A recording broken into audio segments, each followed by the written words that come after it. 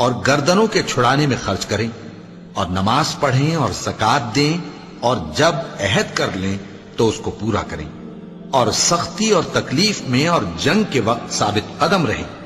یہی لوگ ہیں جو ایمان میں سچے ہیں، اور یہی ہیں جو اللہ سے ڈرنے والے ہیں۔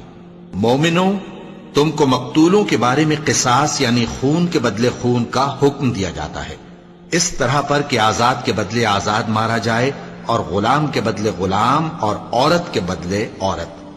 اور اگر قاتل کو اس کے مقتول بھائی کے قصاص میں سے کچھ معاف کر دیا جائے تو وارث مقتول کو پسندیدہ طریق سے قرارداد کی پیروی یعنی مطالبہ خون بہا کرنا اور قاتل کو خوشخوئی کے ساتھ ادا کرنا چاہیے۔